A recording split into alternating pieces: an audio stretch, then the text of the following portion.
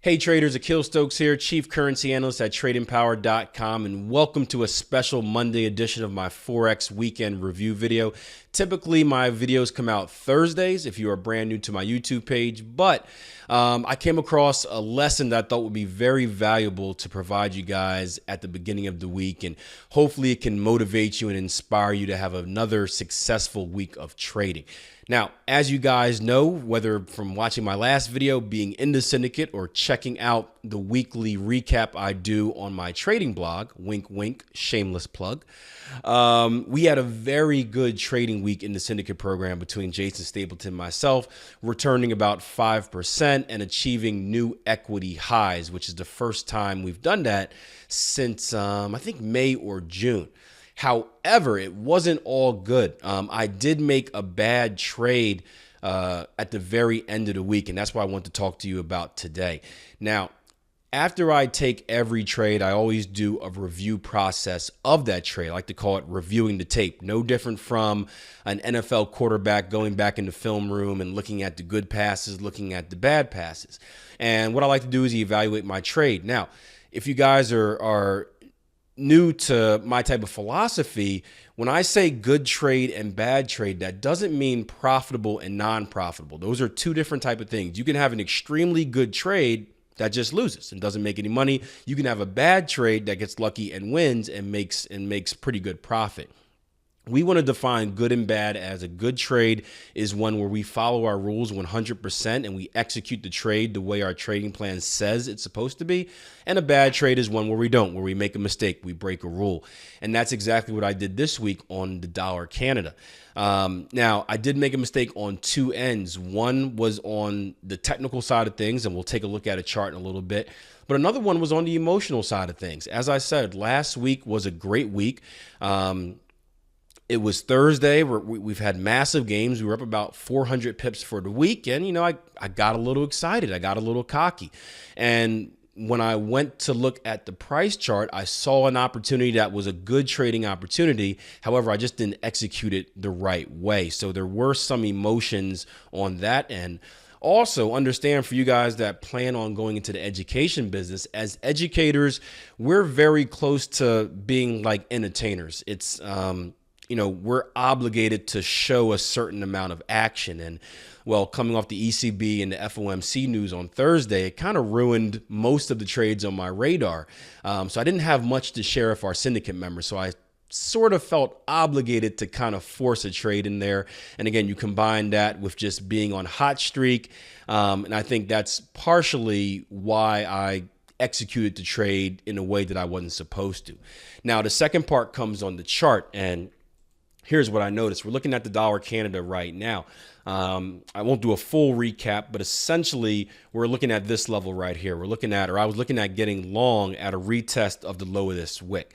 And for you guys that are in the syndicate, if you remember, I mentioned, I was talking about this trade and you heard the hesitation in my voice. I said, I like this level a lot. I think it's good for a buying opportunity. However, one thing that I'm concerned about is that we also have support down here and support down there. And just from my experience, typically when you have support or resistance levels that are near each other, typically the lower levels are tested. With that being said, when we went to the 4-hour chart here, we had a pretty good setup. You can't see it right now, but imagine at the time we had a nice double bottom down there. We had some divergence on the RSI, and it looked like a pretty decent setup. Now, what we didn't have, again, was a really strong level of structure because we had these two support levels below it. We also didn't have the RSI being oversold. So although it was still a good trading opportunity, it wasn't the best trading opportunity. And that's going to affect how I approach the trade. For you guys that have been with me either in the syndicate or the live room, you know that I have the option to be, there are plenty of ways I can enter trades. I can be very aggressive. I can be very conservative. And I dictate which way I am depending on the trading opportunity. If there's a trading opportunity with a great risk reward, or it's at a very safe level, a great level, I can afford to be more aggressive because the chance, there's a higher chance of me winning that trade. If the trade is in more of an iffy situation where everything's not lining up, but it's still at a good level, I should be more conservative in my entry just to make sure that the market's really going to reverse at this level. And although I was conservative here on this chart, I did wait for a double bottom at that area without that RSI being oversold, with having those extra levels of structure there. This is one of those trading opportunities where I should have waited for a 2618 opportunity. Again, a 2618 is essentially an alternate way of entering a double bottom. And if you're not familiar with it, head over to our website, tradingpower.com, click the Learn to Trade tab, and there's a free training on that technique. And that's what I should have done on this trade. So again, that's the short version of it. I didn't want to make this video too long, but I did want to address this situation and let you guys know that, hey, professional traders, we make mistakes too. We are human. Despite what you think, again, we have emotions. Those emotions do play a part in our trading, and sometimes they get the best of us. The big difference between me now and me 5 years ago, or a professional trader and still a trader working through that journey, is that my mistakes come far in between. Where a newer trader may be making a mistake a few times a day or a few times a week, I make a mistake like this a few times a year. So it doesn't hurt me as much. And I think that should be the goal that all of you guys should be trying to achieve, is minimize those mistakes, because you're taking less and less money out of your pocket that way. So I hope you guys enjoyed this. If you want to hear more about trading mistakes, there's a great interview on tradingstory.com, or actually I'll put the link below here so you can watch it. It's a 2015 12-week transformation course graduate, Jason Greystone, who kind of shares his journey of struggling trader to, I don't think he would call himself a successful trader yet, but he's certainly on his way there. And he talks about a few of the mistakes he made as well. So again, use these opportunities when you have mentors, when you have traders that you look up to. Use these opportunities to find out what they've done wrong in the past. Take note of that and say to yourselves, I don't want to do that, or I only want to do that once.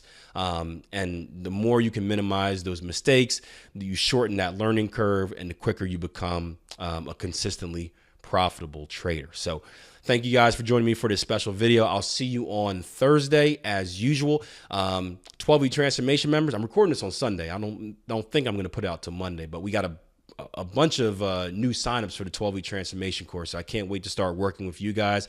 It's a perfect time for you guys to get involved, especially if you have goals of saying, I want to start with a fresh or a clean slate in 2016, because this gives you October, November, December, 3 months to get through that course and kind of get your bearings and kind of get your plan ready for the new year. So you're joining at a perfect time. Plus the market slows down a little bit at the end of November. So you don't really have to worry about trading, and you can concentrate on the training more so. But thank you guys for joining me. I will see you Thursday. Until then, plan your trade your plan. Good luck in the markets this week. Have a good one.